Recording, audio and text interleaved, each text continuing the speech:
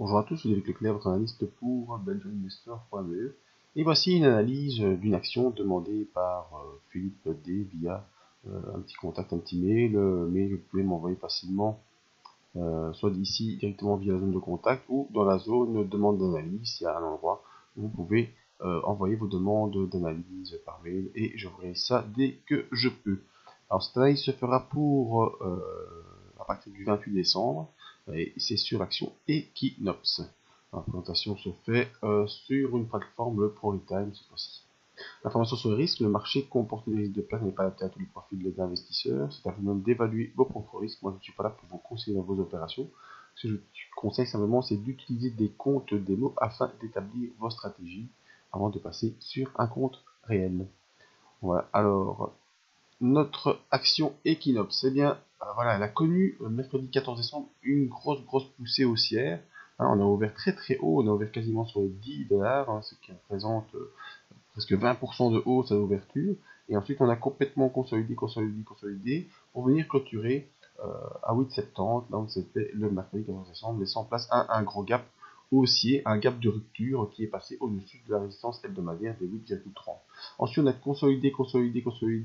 On a directement enfoncé la M20. La M7, pardon, on a fait une utilisation sous le support et puis on a continué pour se poser sur le support ici des 7,93 et depuis ce support, eh bien, on a réaccéléré et on voit que hier, on est passé la barre de 8,30, donc à nouveau, on a passé cette résistance hebdomadaire et donc peut-être qu'après avoir fermé le gap et avoir franchi cette zone de 8,30, eh bien, on pourra peut-être aller attaquer les 8,70 qui nous permettrait de retrouver une nouvelle volatilité.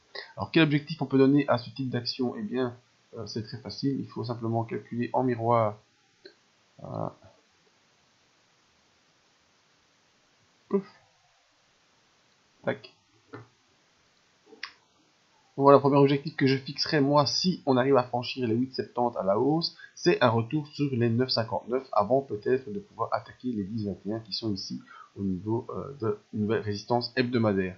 Donc sur cette action, il faudra attendre, comme je disais, le franchissement des 8,70, surtout qui est une zone de résistance, qui sera le signal de départ de l'impulsion, et le support maintenant à 8,30 qui est le support hebdomadaire. Je vais essayer de aller voir ce qui se passe aujourd'hui. Voilà.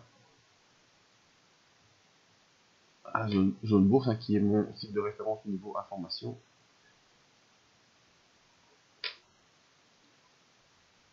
Equinox aujourd'hui circule un petit peu à 8,43. Excusez mon petit graphique résumé. Et là. Donc voilà, on voit qu'on a poussé ici et qu'on est restant sur aux environs des 8,50 et qu'on recule un petit peu maintenant sur les 8,43. Donc ici, bon, on nous dit qu'il y a une résistance 8,50, ProRetime il a mis à 8,70 et qu'on recule à 8,43. L'important est de ne pas passer en dessous des 8,30. Donc apparemment le schéma qui semble devoir s'engager, après avoir franchi cette résistance, ce qui est normal, c'est d'avoir un pullback. Voilà. Tout comme c'était normal après avoir fait une ouverture en gap de rupture assez aussi, d'avoir venir fermer le gap et avoir, comme certains le disent, le retour à la M20. Donc c'est la loi de la retour à la M20, comme je l'ai parlé récemment avec un de mes membres. Mais voilà, ici c'est le pullback. On aura probablement le pullback sur les 8,30. Ce qui compte, c'est de ne pas enfoncer les 8,30. Ensuite, on ira probablement tester la zone des 8,70. Et si on passe les 8,70, eh bien, on pourra envisager d'aller rechercher les 9,58. Au niveau de nos indicateurs, en tout cas ceux que moi j'utilise, le MACD est bel et bien au-dessus de 0, donc en poussée positive. Il va probablement croiser à la hausse, donc une nouvelle fois, c'est un signal de poussée positive. Au niveau du RSI, on est au-dessus des 60, donc probablement qu'on va pouvoir prendre un peu de pression haussière pour continuer. Et au niveau des volumes, eh bien, on voit que les gros volumes acheteurs qu'il y avait eu lors du gap de rupture, eh bien, tous ces volumes acheteurs n'ont pas été liquidés. Et donc il y a encore beaucoup de gens qui sont en position et qui espèrent encore se retrouver un peu mieux plus loin.